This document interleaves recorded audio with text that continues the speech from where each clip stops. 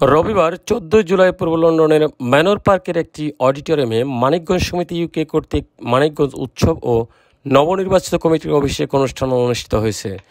সমিতির সাধারণ সম্পাদক মাহবুবুদ্দিন ভূঁইয়ার সঞ্চালনায় এবং ডাক্তার ফিরোজা ভূঁইয়া কণার সভাপতিত্বে প্রধান অতিথি হিসাবে বার্কিং অ্যান্ড ডেগেনহাম কাউন্সিলের মেয়র জনাব মঈন কাদরী উপস্থিতিতে বক্তব্য রাখেন।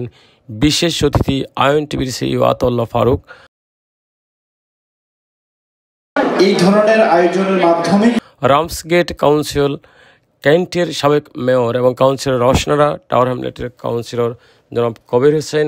এ সময় সমিতির পক্ষ থেকে আরও বক্তব্য রাখেন সিনিয়র সহসভাপতি টিপু খান, সিনিয়র সহসভাপতি আব্দুর রহমান, যুগ্ম সম্পাদক রেজাউল করিম মালেক, সাংগঠনিক সম্পাদক মাহবুবুর রহমান খান, শিক্ষা সম্পাদক মোহতারিস মাহিন ও হানিফ মোহাম্মদ মুকুল।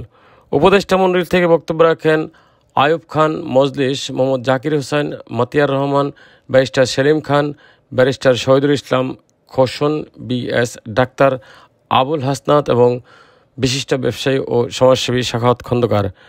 বক্তব্যের পর মনোজ্ঞ সাংস্কৃতিক অনুষ্ঠান অনুষ্ঠিত হয়। সভা শেষে আপ্যায়নের মাধ্যমে সভাপতি ডাক্তার ফিরোজা ভূঁইয়া কণা ও সাধারণ সম্পাদক মাহবুবুদ্দিন ভূঁইয়া সকলকে ধন্যবাদ জানিয়ে অনুষ্ঠান সমাপ্তি ঘোষণা করেন। কংগ্রেচুলেশন মানিকগঞ্জের নতুন কমিটিকে, এবং আই বিলিভ মানিকগঞ্জ সমিতি বিলিতে ইউনাইটেড এবং তারা মানিকগঞ্জের কৃষ্টি কালচারকে প্রমোট করছে অনেক দিন ধরেই এবং আমাদের বাংলাদেশকে রিপ্রেজেন্ট করছে এই বিলেতে।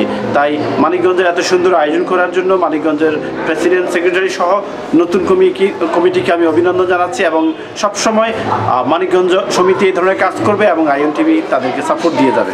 আমরা যারা মানিকগঞ্জে যারা অসহায় দুস্থ আছেন, শুধু যে মহিলা তা নয়, যারা পুরুষরাও আছেন তাদেরকেও আমি হেল্প, অবশ্যই আমি তাদেরকেও চেষ্টা করবো, তাদের কিছু হয়তো রিক্সা কিছুভাবে আমরা যেভাবে আমরা হেল্প করতে পারি। আমরা একটা ডাইনামিক একটা মানিকগঞ্জ সমিতি ইউকে করতে যাচ্ছি। মানিকগঞ্জ সমিতি ইউকের পক্ষ থেকে আপনাদের সকলকে শুভেচ্ছা জানাচ্ছি আইএনটিভিকে আমাদের এই ধারাভাষ্যকে নেওয়ার জন্য এবং আমাদের সমস্ত প্রোগ্রামটা ফলো আপ করার জন্য।